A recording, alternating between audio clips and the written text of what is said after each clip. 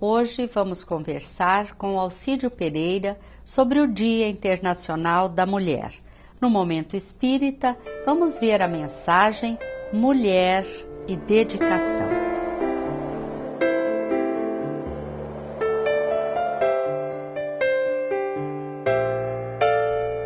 No dia 8 de março, comemoramos o Dia Internacional da Mulher, uma data que deve ser comemorada devido às grandes conquistas que as mulheres conseguiram ao longo dos séculos e sua capacidade de se igualar e até ser superior aos homens.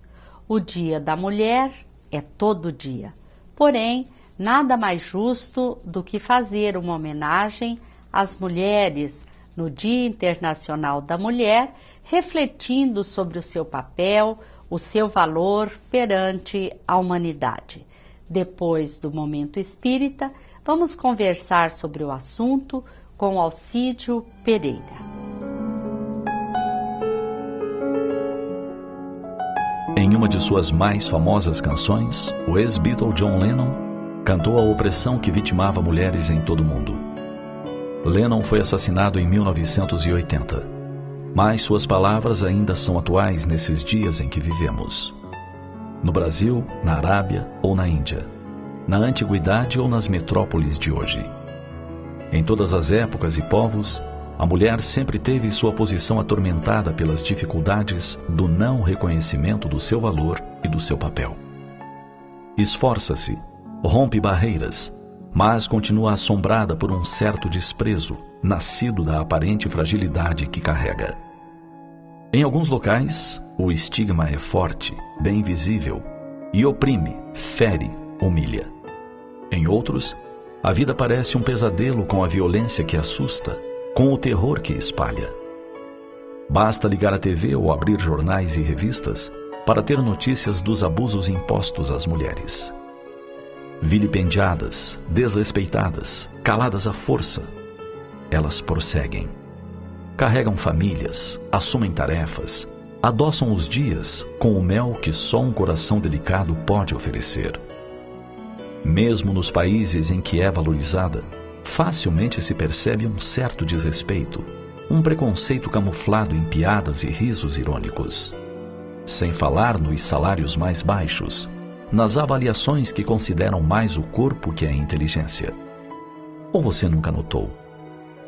Por toda parte em que se vai, basta abrir os olhos e ver as mulheres assinaladas pelo signo da generosidade. Por mais que trabalhem, sejam bem-sucedidas, realizadas, o selo feminino é o da dedicação que não conhece limites. Quer prova disso? Observe as mães e esposas de atletas e artistas. Quem, na maioria das vezes, os estimula, torce, sacrifica as horas? Quem está invariavelmente ao lado deles quando ninguém quer sonhar junto? Quem sempre acredita? E os filhos deficientes? Você já percebeu a presença materna ali ao lado? Onipresente, forte, protetora? Todos os estudos na área de deficiência física ou mental revelam que a figura materna, na maioria dos casos, é quem apoia o filho e vai em busca de alternativas, terapias, equipamentos, médicos. Mão estendida, voz cariciosa, presença constante. Mães, irmãs, avós, esposas, namoradas. Sempre ao lado, de mãos dadas, com brilho nos olhos e força nos braços. Tanta dedicação muitas vezes tem um preço caro demais. A mulher acostuma-se ao sacrifício o tempo inteiro e fica invisível. Passa a fazer parte da paisagem. Ninguém lembra de agradecer, acarinhar, sorrir de volta. Mas quem disse que ela se abate? Mulher é entidade forte, cheia de graça e de poder, capaz de fazer nascer borboletas, capaz de fazer brilhar o sol.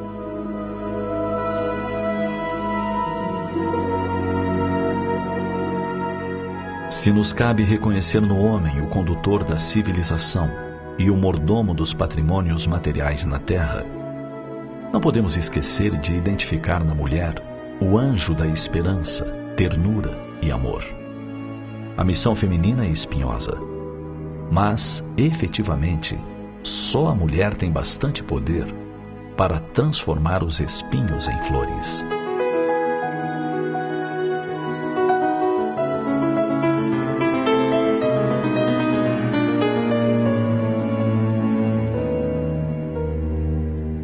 Acabamos de ver a mensagem Mulher e Dedicação, que está no CD Momento Espírita, número 18, que é produzido pela Federação Espírita do Paraná. Está conosco Alcídio Pereira, que é palestrante espírita e membro da AMEM, Associação Espírita de Maringá. Alcídio, é uma satisfação muito grande te receber no programa de hoje. No dia 8 de março é comemorado o Dia Internacional da Mulher. Com base na doutrina espírita, o que você poderia nos dizer sobre esta data?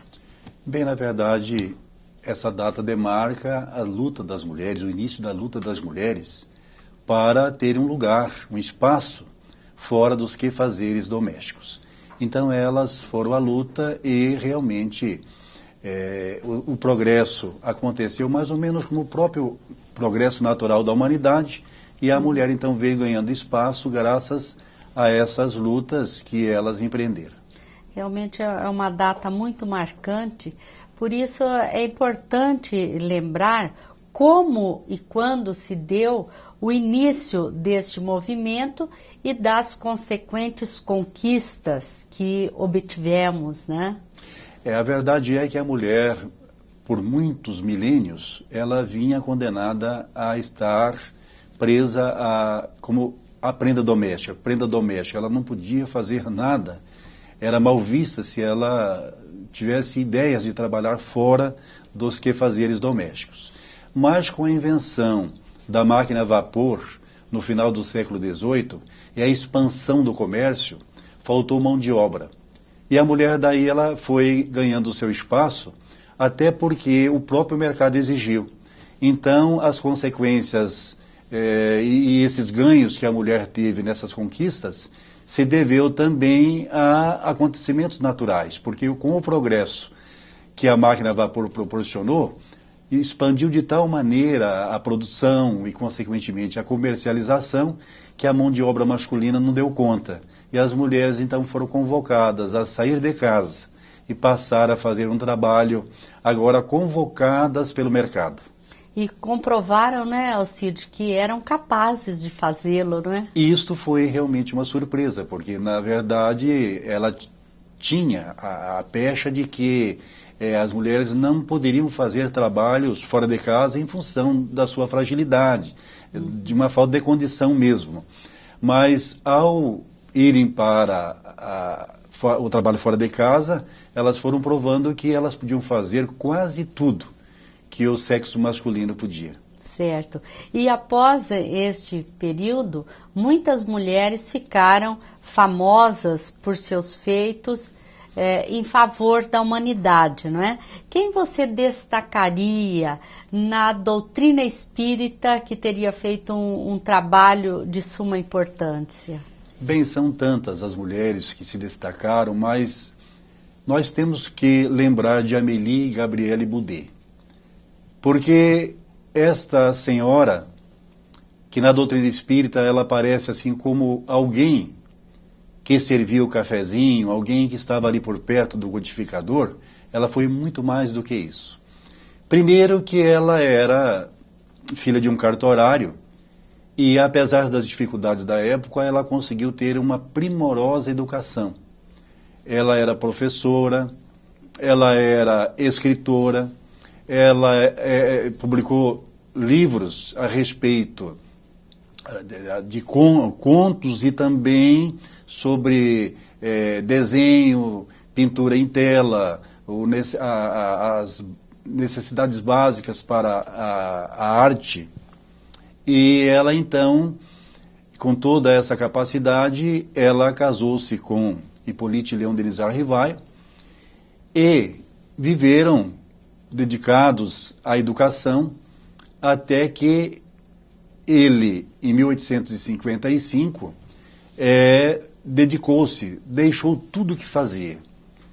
Que ele estava no pedestal do saber à época, porque já tinha publicado muitos livros aceitos pela educação à época, desde o primeiro nível até o mais alto.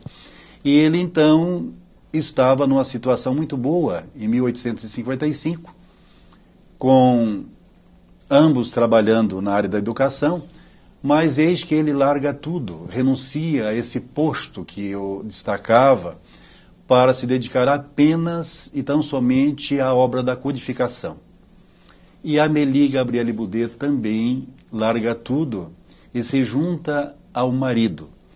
E, a partir de então, ela passa a não ser somente aquela secretária que fazia o trabalho de revisar, de ler as cartas, as milhares de cartas que chegavam até o codificador. Mas ela também foi o ombro amigo, diante das dificuldades que todo esse começo ofereceu para o nosso codificador.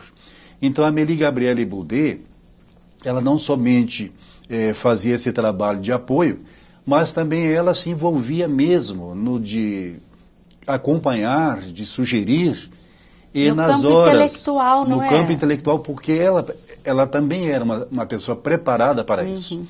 Então, daí ela passa de simplesmente aquela que nós aparentemente já consideramos alguém que esteve por ali. Mas nós precisamos realmente reverenciar o nome desta senhora, porque ela foi alguém assim que tinha uma posição muito boa e que deixou tudo para, desde a primeira reunião que o codificador frequentou para as suas pesquisas, ela esteve junto. Então não podemos esquecer que em um outro episódio também, muito marcante, quando em 1869, em 31 de março de 1869, desencarna Allan Kardec, ela ficou, já com a idade avançada que tinha, mas ficou com a obrigação de agora dirigir a Revista Espírita. E o fez até a sua desencarnação. Então, foi uma senhora que estava à frente do seu tempo. Enquanto as mulheres ainda estavam reivindicando um posto, um lugar, ela foi fazer um trabalho que foi a única até então a fazer, dirigir uma revista, que era a Revista Espírita. É muito justo que a homenageemos, não é? Não temos dúvida, nós temos que passar a falar mais desse personagem. Conhecê-la, porque ela esteve ali, ao lado do codificador, e não foi só servindo cafezinho, não. O chazinho da tarde. Ela estava ali, ela trabalhando mesmo, fazendo um papel muito importante. Nós vamos a um pequeno intervalo e voltamos daqui a pouquinho. O Livro dos Espíritos, com suas 1019 questões, tem respostas para as principais dúvidas do ser humano. É o livro basilar da doutrina espírita, contendo seus aspectos filosófico, científico e religioso. O Livro dos Médiuns, segundo livro da codificação espírita, é um guia seguro para aqueles que são médiuns ou para aqueles que se interessam pela parte científica da doutrina espírita. O terceiro livro do Pentateuco Espírita é o Evangelho segundo o Espiritismo. Nele, Allan Kardec reuniu os ensinos morais de Jesus e os comentários dos benfeitores espirituais à luz da doutrina espírita. O céu e o inferno discorre sobre a justiça divina na visão espírita. Neste quarto livro, Allan Kardec foi subsidiado por comunicações de espíritos que relataram como viviam na Terra quando encarnados e como estavam vivendo após a morte no mundo espiritual. Hoje estamos conversando com Alcídio Pereira. Estamos falando sobre o Dia Internacional da Mulher, sobre as suas conquistas através dos tempos. Alcídio, o que a doutrina espírita nos informa sobre os direitos da mulher?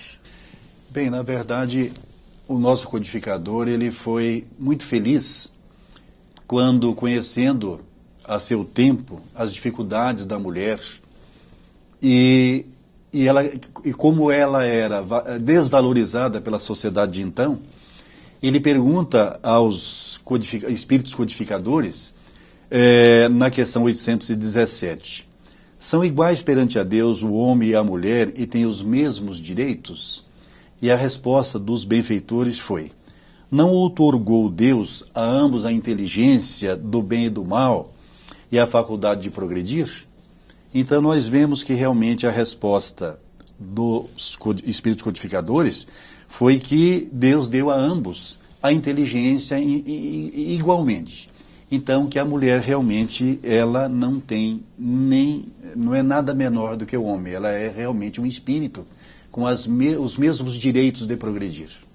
E como você se referiu ao Livro dos Espíritos, na questão 822, Allan Kardec perguntou se para uma legislação ser perfeitamente justa, ela deve consagrar a igualdade dos direitos do homem e da mulher, né?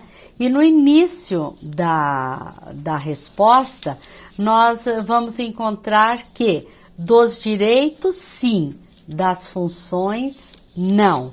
Como que nós podemos interpretar esta afirmativa, Alcídio?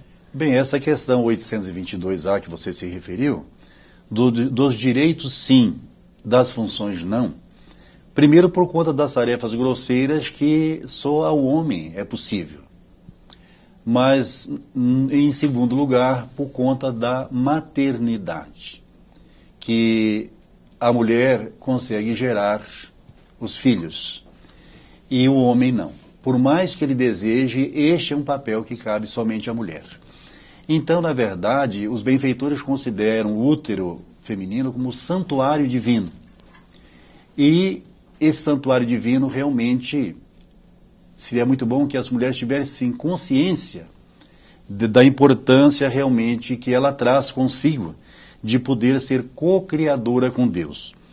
E nós vamos encontrar nos escritos de Nancy Pullman, socióloga e escritora, ela vai falar realmente da feminilidade. Que a mulher, ela, mesmo que ela não queira, ela traz consigo a feminilidade, que é uma característica que ela traz para o papel de mulher. E não somente essa feminilidade ela vai ser aplicada no lar, mas mesmo fora do lar, ela vai fazer a diferença por conta de que ela é diferente do homem.